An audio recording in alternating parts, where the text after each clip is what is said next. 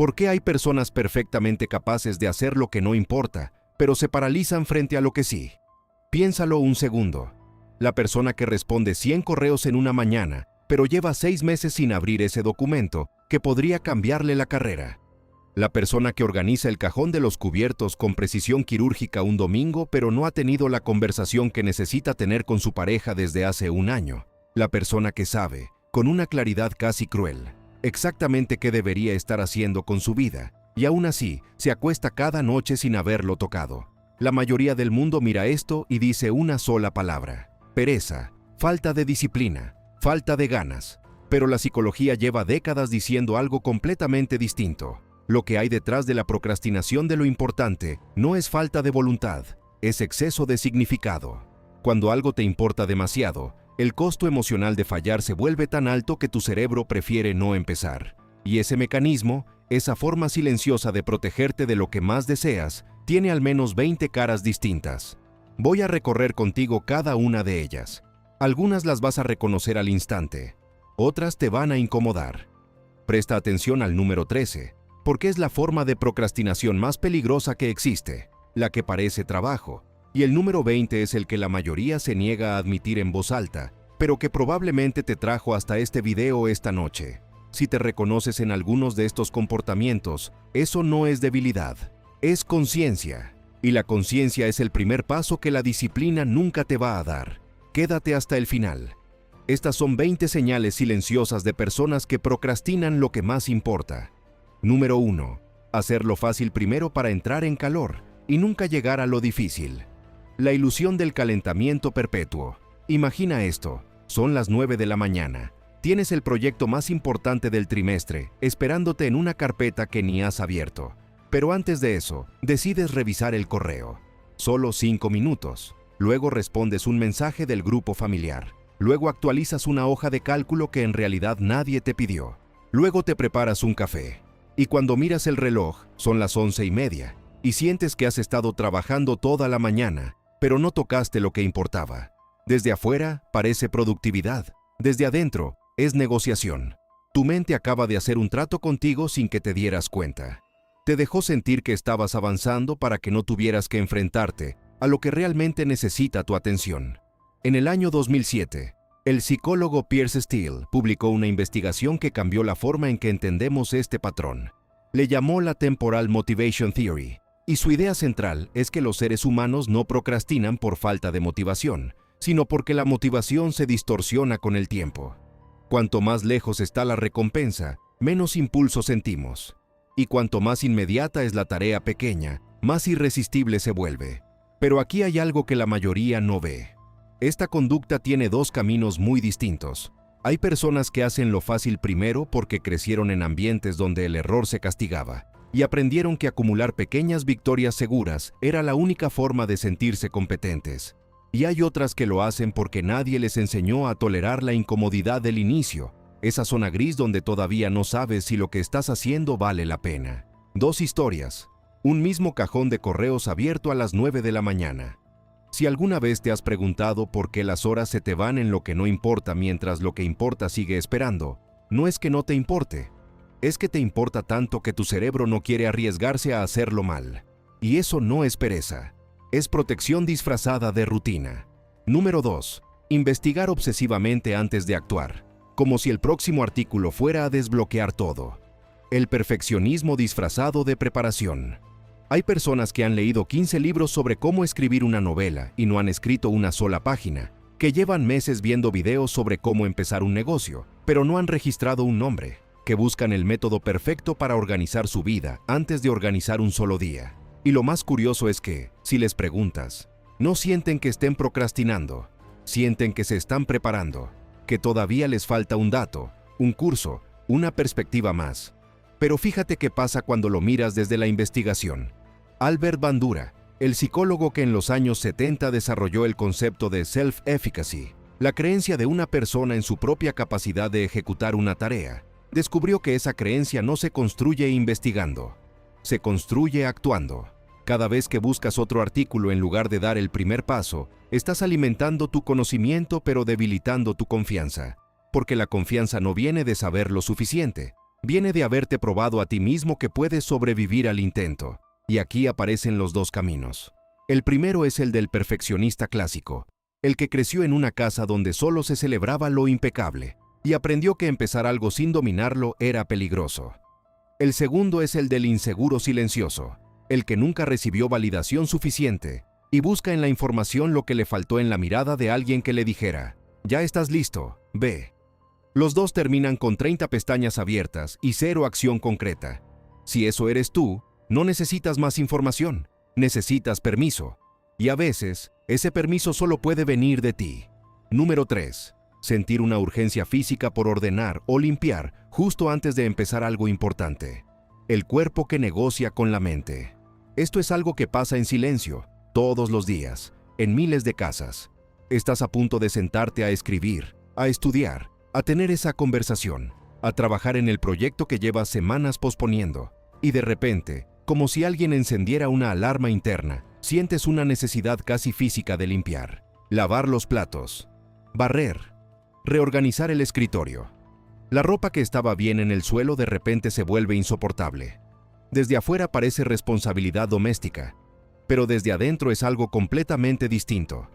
Tu sistema nervioso acaba de activar una maniobra de evacuación. Lo que Timothy Pychyl, investigador de la Universidad de Carleton que ha dedicado décadas al estudio de la procrastinación, describe con una idea que cambia todo es esto.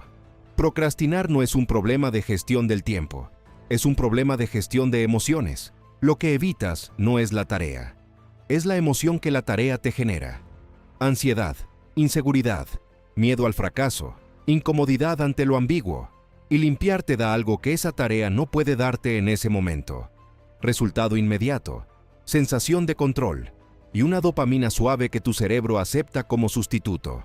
El cuerpo sabe lo que la mente no quiere admitir, y cuando te levantas a barrer justo antes de lo importante, no es que seas desordenado, es que tu cuerpo encontró una salida de emergencia elegante. No es poca cosa reconocer esto, porque la próxima vez que sientas esa urgencia de ordenar antes de crear, vas a saber que no es tu casa la que necesita atención, es tu miedo. Número 4. Poner fechas mentales que siempre se mueven. El calendario interno que nunca llega. El lunes empiezo. En enero arranco.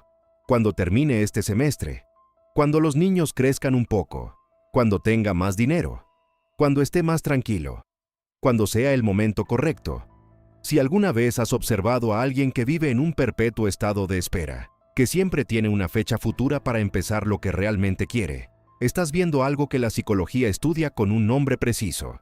Se llama temporal discounting y es la tendencia del cerebro humano a devaluar las recompensas futuras a favor de la comodidad presente. Daniel Kahneman, el psicólogo que ganó el Nobel por su trabajo sobre cómo tomamos decisiones, lo explicó dentro de lo que llamó System 1, el sistema rápido, emocional, automático, que gobierna la mayoría de nuestras elecciones diarias sin que nos demos cuenta.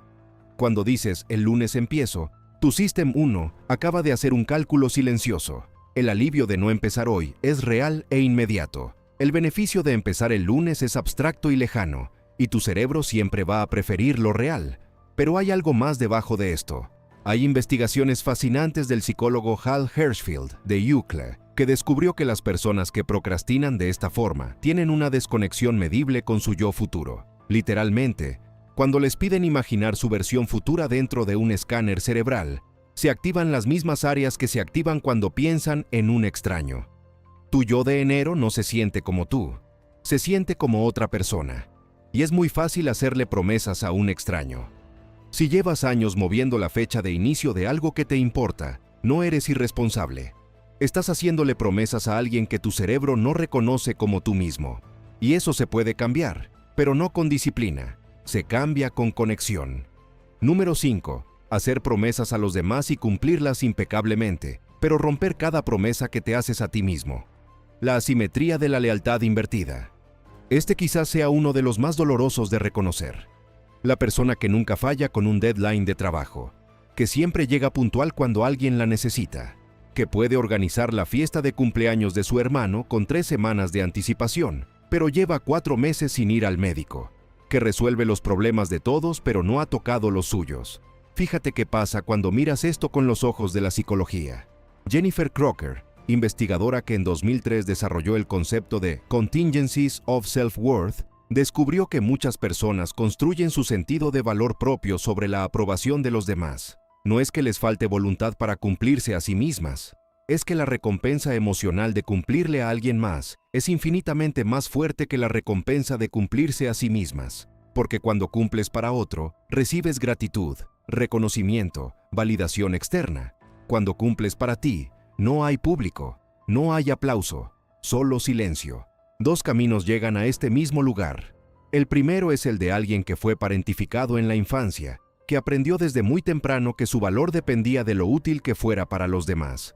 El segundo es el de alguien cuya autoestima se formó condicionada, alguien que solo se sentía querido cuando producía, cuando ayudaba, cuando no daba problemas.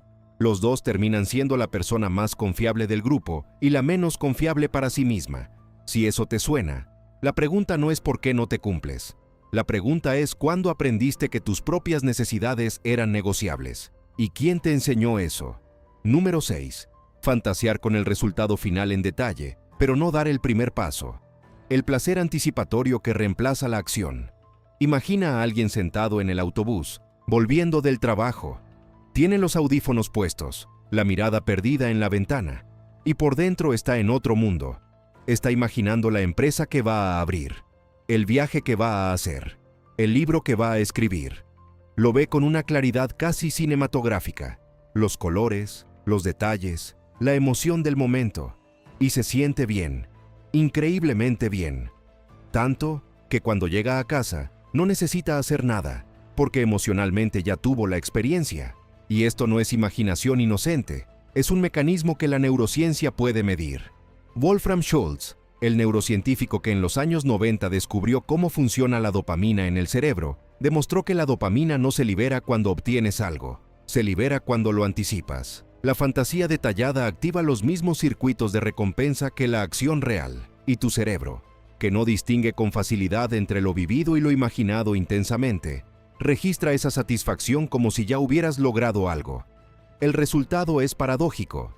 Cuanto más vívida es tu fantasía, menos energía tienes para actuar, porque la emoción ya se gastó, la recompensa ya se cobró, y lo que queda afuera es solo el trabajo aburrido, incómodo y real de empezar.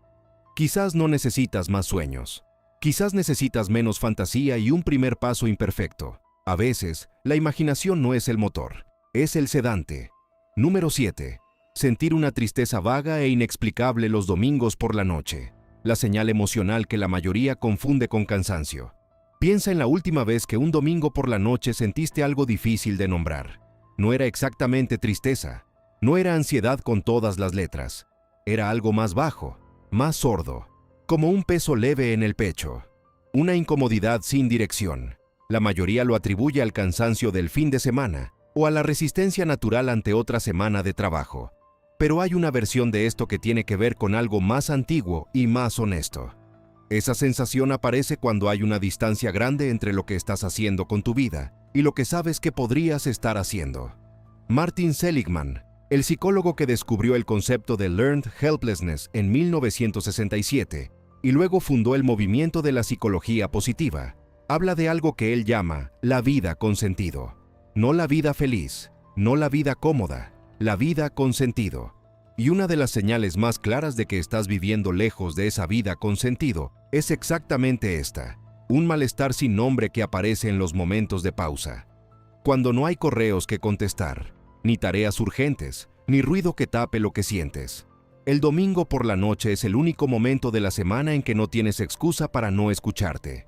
Y lo que escuchas, a veces, es la voz de todo lo que has estado postergando. No es cansancio, es claridad que duele. Y eso, aunque no lo parezca, ya es el primer paso. Un momento. Quiero hacer una pausa aquí antes de que sigamos. Si ya te reconociste en 2 o 3 de los que acabamos de recorrer, eso ya dice algo. Y lo que dice no tiene nada que ver con debilidad o con fracaso. Dice que estás prestando atención, que hay una parte de ti que lleva tiempo observando estos patrones sin tener las palabras para nombrarlos. Ahora las tienes. Y eso cambia más de lo que crees. Los próximos 7 van a ser más específicos, más incómodos quizás. El número 13, en particular, Es la forma de procrastinación más engañosa que existe porque se disfraza de algo que la sociedad premia. Y el 20 todavía está esperándote. Así que quédate. Si este tipo de contenido te hace pensar, el botón de suscripción está ahí, sin presión, sin urgencia. Vamos con el número 8. Número 8. Funcionar mejor bajo presión extrema y secretamente necesitarla. La adicción silenciosa al último momento. Hay personas que entregan su mejor trabajo a las 3 de la mañana, con la fecha límite encima, el corazón acelerado y un café frío al lado de la computadora. Y lo más extraño es que lo disfrutan. No lo admiten en voz alta, pero hay algo en la crisis del deadline que los hace sentir vivos, enfocados, presentes de una manera que no consiguen en condiciones normales. Desde afuera parece irresponsabilidad, pero desde adentro es la única forma en que su cerebro accede al enfoque total. Roy Baumeister, el psicólogo que estudió durante décadas el agotamiento de la voluntad, lo que él llamó ego depletion, mostró algo que encaja aquí. La fuerza de voluntad es un recurso limitado. Se gasta con cada decisión, con cada tentación resistida, con cada tarea iniciada sin ganas. Pero la presión del deadline hace algo diferente. Elimina la necesidad de decidir. Cuando solo tienes 3 horas, no hay opción de procrastinar. Y eso, paradójicamente, libera. 2 caminos distintos llegan a este mismo lugar. Uno creció en un ambiente caótico, donde la emergencia era lo normal, y su sistema nervioso aprendió a funcionar en modo alerta como estado base. El otro descubrió por accidente que el deadline le daba una concentración que nada más le daba, y lo convirtió en método. Los dos entregan buenos resultados. Los dos pagan un precio que nadie ve. Número 9. Abandonar proyectos personales justo cuando empiezan a ir bien. El autosabotaje en el umbral del éxito. Esto es algo que la mayoría no ve sobre las personas que procrastinan lo importante. No siempre evitan empezar. A veces empiezan, avanzan, y justo cuando las cosas comienzan a funcionar, algo se apaga. El músico que estaba grabando sus canciones y de repente deja de componer. La persona que estaba en su mejor forma física y deja de ir al gimnasio sin razón aparente. El emprendedor que tenía clientes y desmonta todo. La explicación más común es que se aburrieron o que perdieron la motivación. Pero hay una más antigua y más silenciosa. Se llama Fear of Success, miedo al éxito, y suena contradictorio hasta que entiendes lo que significa. No es miedo al logro, es miedo a lo que viene después, a la visibilidad, a la expectativa, a no poder sostener lo que construiste. Carol Dweck, la psicóloga de Stanford que desarrolló la teoría del fixed mindset, el tipo de mentalidad que cree que las capacidades son fijas y no pueden crecer, descubrió que las personas con esta mentalidad tienden a evitar situaciones donde podrían fallar públicamente. Y el éxito, aunque suene absurdo, es una de esas situaciones. Porque una vez que triunfas, ya tienes algo que perder. No abandonaste porque no te importaba. Abandonaste porque te importaba demasiado, y la posibilidad de fallar después de haber triunfado era más aterradora que no triunfar nunca. Número 10. Consumir contenido de superación personal sin aplicar nada. La productividad pasiva como anestésico. Fíjate qué pasa cuando alguien pasa 3 horas un sábado viendo videos sobre hábitos, disciplina, mentalidad ganadora, cómo despertar a las 5 de la mañana, cómo organizar tu vida en 90 días. Al terminar, siente algo, siente que avanzó, siente que algo cambió, pero al día siguiente, la rutina es exactamente la misma. Esto no es un accidente. Edward Deci y Richard Ryan, los psicólogos que desarrollaron la Self-Determination Theory en los años 80, distinguieron entre motivación intrínseca, la que nace del deseo genuino, y motivación extrínseca, la que depende de estímulos externos. El contenido de superación personal funciona como un estímulo externo que imita la sensación de progreso interno. Te da la emoción del cambio sin el esfuerzo del cambio. Y tu cerebro, que busca eficiencia energética por encima de todo, acepta el trato encantado. El problema es que la información no cambia comportamiento. La experiencia sí. Y mientras sigas consumiendo en lugar de hacer, estarás alimentando la ilusión de movimiento desde la inmovilidad. Número 11. Decir, no tengo tiempo cuando en realidad tienes miedo. La excusa que la cultura no cuestiona. Esta es quizás la frase más protegida socialmente que existe. No tengo tiempo. Nadie la cuestiona. Nadie te pregunta si es verdad. Porque en la cultura contemporánea, estar ocupado es una forma de capital social. Si no tienes tiempo, es porque eres importante, productivo, necesario. Pero Julian Rotter, El psicólogo que en los años 60 desarrolló el concepto de locus of control, diferenció entre personas con un locus interno, que sienten que sus decisiones determinan su vida, y personas con un locus externo, que sienten que la vida les pasa. Y decir, no tengo tiempo cuando realmente quieres decir, tengo miedo de intentarlo, es una forma sutil de externalizar tu locus de control, de convertir tu decisión en una circunstancia, de transformar lo que eliges no hacer en algo que no puedes hacer. No es poca cosa, porque cuando dices no tengo tiempo, le estás diciendo a tu cerebro que no tienes poder sobre tu propia agenda. Y él te cree. Eso no se enseña, eso se vive. Número 12. Empezar muchas cosas a la vez para no terminar ninguna. La dispersión como estrategia de protección. La persona que tiene 3 proyectos abiertos, 2 cursos a medias, un libro empezado, una aplicación descargada para aprender un idioma y una libreta con ideas que nunca pasan de la primera página. La mayoría piensa que es falta de enfoque. Pero los investigadores que estudian el Approach Avoidance Conflict saben que hay algo más complejo operando debajo. Cuando abres muchos frentes, ninguno te obliga a ser juzgado. Si no terminas el libro, no fue porque no pudiste, sino porque estabas ocupado con el curso. Si no terminas el curso, fue porque empezaste otro proyecto. La dispersión funciona como un sistema de excusas automáticas que te protege de la evaluación final. 2 caminos llegan aquí. El primero es el de alguien que tiene un miedo profundo al fracaso en una cosa concreta y prefiere la ambigüedad de muchas cosas incompletas. El segundo es el de alguien que tiene miedo de elegir una sola identidad, de comprometerse con un solo camino que diga, esto es lo que soy, porque eso cerraría todas las otras puertas. Mihaly Csikszentmihalyi, el psicólogo que estudió durante años lo que él llamó flow state, ese estado de concentración total, donde el tiempo desaparece, descubrió que el flow solo ocurre cuando canalizas tu atención en una sola dirección. La dispersión es exactamente lo contrario del flow. No es creatividad, es miedo con muchos disfraces. Número 13. Ser extremadamente productivo en lo que no importa. La procrastinación más peligrosa, la que parece trabajo. Y aquí hay algo que la mayoría no ve. La forma más sofisticada de procrastinación no es quedarse en el sofá mirando el techo. Es llenar tu día de tareas reales, medibles, visibles, pero que no mueven nada que realmente te importe.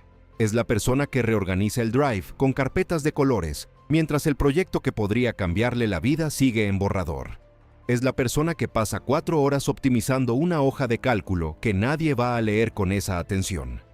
Es la persona que dice, no paré en todo el día. Y es verdad, no paró. Pero lo que no hizo fue lo que necesitaba hacer. Los psicólogos le llaman a esto productive procrastination, y es el tipo más resistente al cambio porque la persona no siente que esté procrastinando, siente que está trabajando, y la sociedad se lo confirma. Te ves ocupado, así que nadie cuestiona qué estás evitando.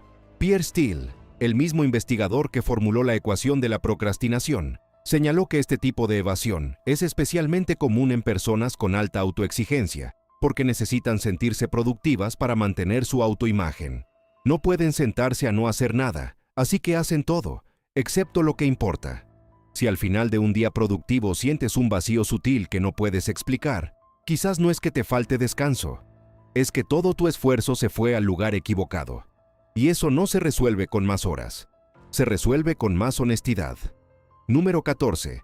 Pedir permiso o validación antes de cada decisión importante. La externalización del timón interno. Hay personas que no mueven una pieza sin consultar, que antes de cambiar de trabajo necesitan que su madre lo apruebe, que su pareja lo confirme, que un amigo les diga que es buena idea, no porque sean débiles, sino porque aprendieron que tomar decisiones solas era peligroso, que la última vez que eligieron algo por sí mismas, el resultado fue doloroso, o simplemente que nunca nadie les dejó practicar el músculo de decidir sin red. Albert Bandura lo explicó con una elegancia que merece repetirse. La self-efficacy no se construye cuando alguien te dice que puedes, se construye cuando tú descubres que puedes, y cada vez que delegas una decisión en otra persona, le estás quitando a tu propio cerebro la experiencia que necesita para confiar en sí mismo. Es como pedirle a alguien que haga tus flexiones. El esfuerzo ocurre, pero el músculo no crece en ti. La próxima vez que sientas la urgencia de preguntar si está bien lo que quieres hacer, prueba a quedarte con la incomodidad un momento más. La respuesta casi siempre ya está dentro de ti. Solo está esperando que dejes de buscarla afuera. Estamos llegando a los que cambian la forma en que ves todo esto. Si llegaste hasta aquí, ya estás notando cosas que la mayoría nunca notará. No solo sobre ti, sino sobre personas que quieres y que quizás llevan mucho tiempo haciendo exactamente estos patrones sin que nadie se lo nombre con cuidado. Los últimos 6 suelen ser los que más calan. El número 20, en particular, va a incomodar a algunos. Ese es el punto. Tómate un segundo antes de seguir. Respira. Y pregúntate algo con honestidad. De todos los que hemos recorrido hasta ahora, ¿cuántos de estos has reconocido no en alguien más, sino en ti? Número 15. Sentir que todavía no estás listo, sin importar cuánto sepas. El umbral móvil de la preparación infinita. Esta es una de las señales más malinterpretadas que existe. La persona que tiene las habilidades, el conocimiento, la experiencia, pero sigue diciendo todavía me falta. Un curso más, un año más de práctica, un poco más de seguridad, y ese todavía no se mueve con ellos, como una línea de meta que retrocede cada vez que te acercas. Lo que la mayoría llama síndrome del impostor, un concepto que las psicólogas Pauline Clance y Suzanne Imes describieron por primera vez en 1978. Tiene una versión que se conecta directamente con la procrastinación, porque sentir que no estás listo es una forma perfecta de justificar no empezar. No es cobardía, es una estrategia. Si nunca te presentas, nunca puedes fallar. 2 caminos llegan a este mismo lugar. El del perfeccionista adaptativo que en algún momento cruzó la línea hacia lo desadaptativo. El que dejó de buscar la excelencia y empezó a buscar la invulnerabilidad. Y el del impostor clásico, que tiene evidencia de su capacidad, pero no puede internalizarla, porque su autoimagen fue moldeada por una voz antigua que le dijo que no era suficiente. Si llevas años diciendo todavía no, pregúntate algo. No si estás listo. Pregúntate quién te enseñó que tenías que estar listo para tener derecho a intentar. Número 16. Evitar conversaciones difíciles durante meses o años. La procrastinación emocional que nadie nombra. Cuando alguien dice procrastinación, casi siempre piensa en tareas, en proyectos, en trabajo pendiente. Pero hay una forma de procrastinación que no tiene nada que ver con la productividad y que causa más daño silencioso que cualquier deadline perdido. Es la procrastinación emocional. La conversación que necesitas tener con tu padre desde hace 3 años. La pregunta que le debes a tu pareja, pero que te da terror formular. El límite que no has puesto con alguien porque hacerlo significaría aceptar que la relación no es lo que creías. John Gottman, el psicólogo que ha estudiado relaciones de pareja durante más de 40 años, descubrió que las parejas que evitan el conflicto no son las más estables, son las más frágiles, porque el conflicto evitado no desaparece, se fermenta, se convierte en resentimiento, y el resentimiento, a diferencia de la discusión, no tiene salida limpia. Bessel van der Kolk, el psiquiatra que escribió El cuerpo lleva la cuenta, diría que el cuerpo registra lo que la boca no dice. Esas conversaciones que llevas posponiendo no están esperándote solo en tu mente. Están guardadas en tu mandíbula apretada, en tus hombros tensos, en ese nudo que sientes cuando suena el nombre de esa persona. No es evitar, es cargar. Número 17. Elegir siempre el camino que deja abiertas todas las opciones y no cerrar ninguna. La parálisis de la optimalidad. Imagina esto. Estás en un punto de tu vida donde podrías tomar una dirección concreta. Mudarte a otra ciudad. Aceptar ese trabajo. Comprometerte con esa persona. Pero en lugar de elegir, te quedas donde estás. No porque estés bien, sino porque elegir significaría cerrar una puerta. Y cerrar puertas se siente como perder algo, incluso cuando lo que está detrás de la puerta abierta es solo aire. Kahneman y su colega Amos Tversky estudiaron un fenómeno que llamaron loss aversion, la tendencia humana a sentir la pérdida con más intensidad que la ganancia equivalente. Y elegir, por definición, es perder las opciones que no elegiste. 2 caminos llegan a este patrón. El primero es el de alguien que creció con verdadera abundancia de opciones y no aprendió el músculo de la renuncia, el arte de soltar para poder agarrar. El segundo es el de alguien con apego evitativo, como lo describieron John Bowlby y Mary Ainsworth en su trabajo sobre Attachment Theory, alguien que aprendió en la infancia que comprometerse era arriesgarse a depender, y que depender era arriesgarse a sufrir. Los dos viven con todas las puertas abiertas, y los dos, en el fondo, Saben que una vida con todas las puertas abiertas es una vida que nunca entra a ninguna habitación. Elegir no es perder, es decidir dónde quieres estar de verdad. Número 18. Funcionar perfectamente en la vida de los demás pero sentir que la tuya está en pausa. El terapeuta informal que se olvida de sí mismo. Esta persona es la que todos llaman cuando necesitan consejo. La que resuelve conflictos ajenos con una lucidez que asombra. La que organiza la vida de sus amigos, de sus hermanos, de sus compañeros de trabajo, mientras su propia vida se acumula en una esquina sin atención. Y no lo hace por altruismo puro. Lo hace porque la vida de los demás es un territorio seguro. Ahí puede ser racional, objetivo, claro. Ahí no hay riesgo emocional personal. Pero tu propia vida es otra cosa. Ahí estás demasiado cerca para ver con claridad. Ahí los errores te pertenecen. Mark Leary, el psicólogo que en los años 90 desarrolló la Sociometer Theory, la idea de que la autoestima funciona como un indicador interno de cuánto te valoran los demás, explica parte de este patrón. Cuando ayudas a otro, tu sociómetro sube. Te sientes valioso. Pero cuando te sientas con tus propios problemas, no hay aplauso inmediato, no hay gratitud, solo la incomodidad de mirarte sin filtro. Si eres la persona a la que todos acuden pero que nunca acude a sí misma, no te falta disciplina. Te falta lo que Kristin Neff, la investigadora que popularizó el concepto de self-compassion, describe como la capacidad de tratarte a ti mismo con la misma amabilidad que le ofreces a los demás. Eso no se aprende en un día, pero se empieza hoy. Número 19. Tener una idea que te emociona y no contarle a nadie. El silencio protector que mata los sueños antes de nacer. Imagínate a las 2 de la mañana. Estás en la cama con el teléfono en la mano. Acabas de tener una idea. No una idea cualquiera. Una que te aceleró el pulso, que te hizo sentarte en la oscuridad con los ojos abiertos.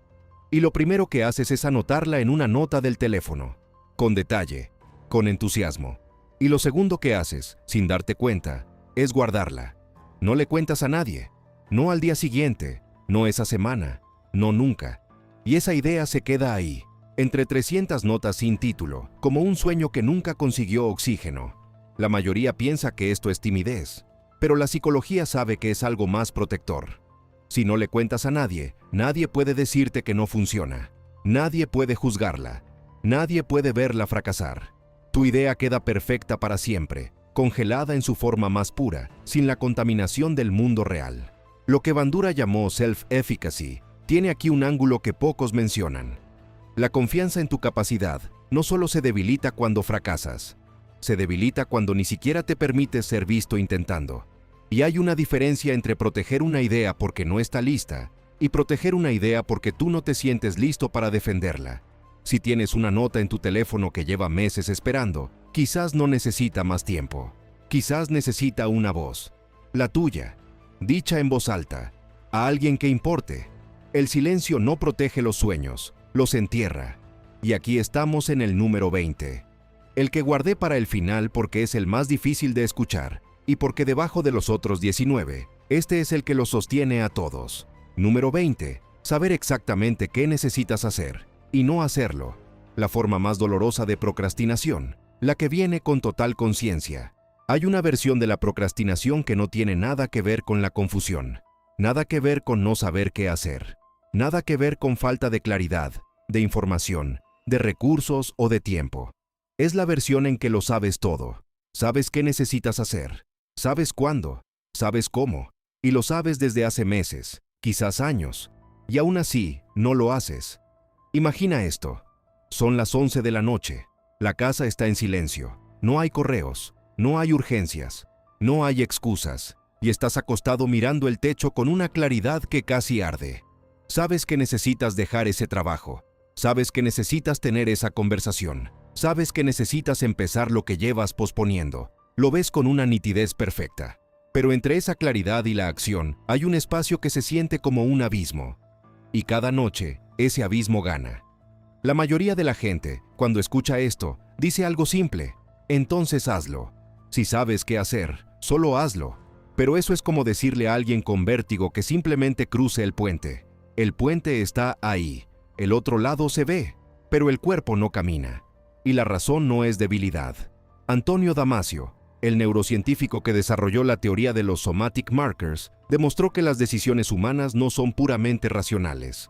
Cada decisión está envuelta en una capa emocional que el cuerpo registra antes de que la mente la procese. Y cuando la cosa que necesitas hacer está cargada de miedo, de significado, de la posibilidad de perder algo o de cambiar algo que no sabes si puedes sostener, tu cuerpo frena antes de que tu razón alcance a intervenir.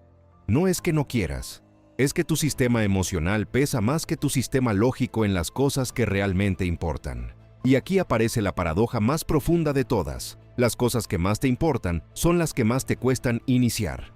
Porque el fracaso en algo que no te importa es una anécdota. Pero el fracaso en algo que define quién eres, eso se siente como una sentencia. Seligman habló de learned helplessness, de la indefensión que se aprende cuando intentas y no funciona suficientes veces. Pero hay una versión de esta indefensión que no nace de haber fracasado. Nace de haber imaginado el fracaso con tanta precisión que tu cuerpo ya lo vivió. No fracasaste. Ensayaste el fracaso internamente tantas veces que tu sistema nervioso lo grabó como recuerdo. Y ahora te protege de algo que ni siquiera pasó. Si estás en ese lugar ahora mismo, si eres la persona que sabe exactamente qué necesita hacer y no lo hace, quiero que escuches esto con calma. No necesitas más claridad. Ya la tienes. No necesitas más motivación. La motivación no precede a la acción, viene después de ella. Lo que necesitas es dar un paso tan pequeño que tu miedo no lo registre como amenaza. No el paso completo, no la decisión entera. Un movimiento mínimo, casi invisible, que le demuestre a tu cuerpo que del otro lado del abismo no hay un vacío. Hay suelo. No estás roto. Simplemente aprendiste a tenerle más miedo a lo que importa que a lo que no importa. Y eso se puede desaprender. Pero no con fuerza. Se desaprende con paciencia, con compasión y con un primer paso que nadie más tiene que ver. 20 comportamientos. Una sola verdad silenciosa debajo de todos ellos. La procrastinación de lo importante no es pereza. Nunca lo fue. Es la marca de alguien que le da tanto peso a las cosas que importan que prefiere no tocarlas antes que tocarlas mal. Es miedo vestido de espera. Es protección vestida de postergación. Es amor propio expresado de la forma más contradictoria posible, cuidando tanto lo que deseas que no te permites ir por ello. Si más de 5 de estos te llegaron esta noche, eso significa algo. Significa que llevas tiempo observándote sin tener las palabras.